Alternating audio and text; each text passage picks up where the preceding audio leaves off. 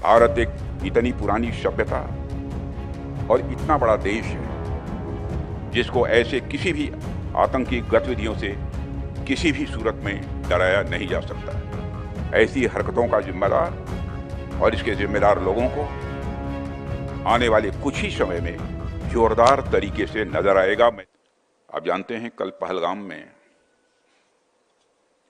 धर्म को निशाना बनाते हुए आतंकवादियों द्वारा किए गए कायरतापूर्ण हमले में हमारे देश ने अनेक निर्दोष नागरिकों को खोया है। इस घोर अमानवीय कृत्य से हम सभी गहरे शोक और दर्द में हैं। सबसे पहले मैं उन सभी परिवारों के प्रति अपनी गहरी संवेदना व्यक्त करता हूं जिन्होंने अपने प्रियजनों को खोया है। इस दुखद समय में दिवंगत आत्माओं की शांति के लिए मैं परमात्मा से प्रार्थना करता हूं। यहां मैं भारत के दृढ़ संकल्प को दोहराना चाहूंगा कि टेररिज्म के खिलाफ हमारी जीरो टॉलरेंस की पॉलिसी है। भारत का एक एक नागरिक इस कायरतापूर्ण हरकत के खिलाफ एकजुट है। मैं इस मंच से देशवासियों को आश्वस्त करता हूं, घटना के मद्देनजर भारत सरकार वो हर कदम उठाएगी जो जरूरी और उपयुक्त होगा।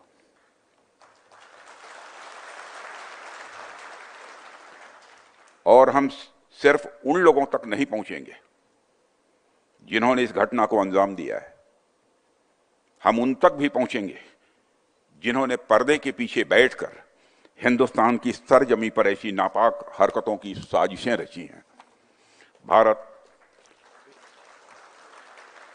भारत एक इतनी पुरानी सभ्यता और इतना बड़ा देश है जिसको ऐसे किसी भी आतंकी गतिविधियों से किसी भी सूरत में डराया नहीं जा सकता।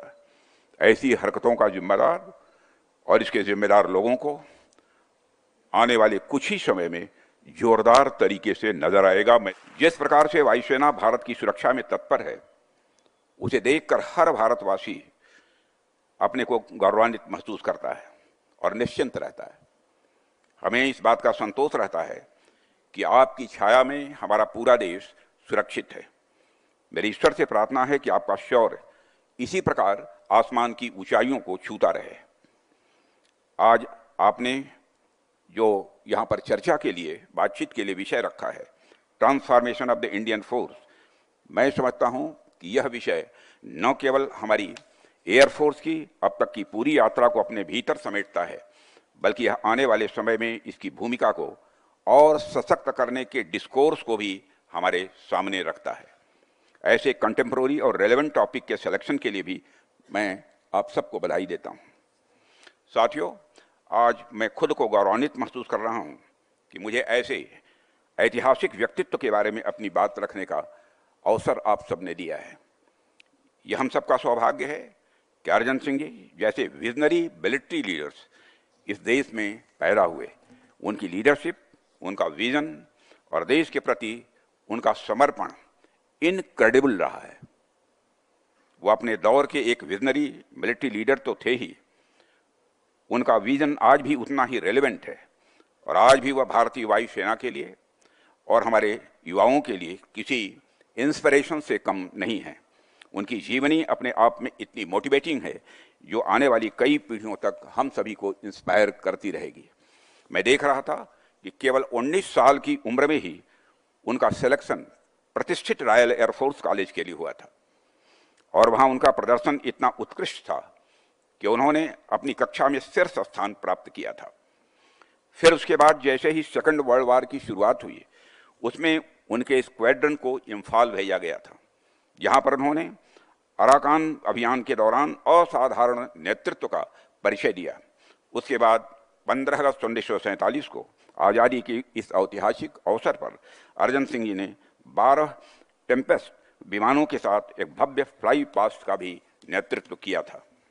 साथियों, लोगों के पास आर्म्ड फोर्सेज में आने के अलग अलग कारण हुआ करते हैं, लेकिन कुछ लोग ऐसे होते हैं जो बने ही आर्म्ड फोर्सेस के लिए होते हैं।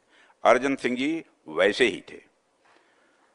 और इसका पता हमें इस बात से भी चलता है कि जब सेकंड वर्ल्ड वॉर की शुरुआत हुई तो उन्होंने खुद ही रिक्वेस्ट किया था कि मुझे मोर्चे पर भेजा जाए, मैं जंग में जाना चाहता हूं। वह समस्याओं से भागने वाले व्यक्ति नहीं थे, वह समस्याओं का डटकर सामना करते थे। शायद यही कारण है कि आज इतिहास में उनका एक विशिष्ट स्थान बना हुआ है।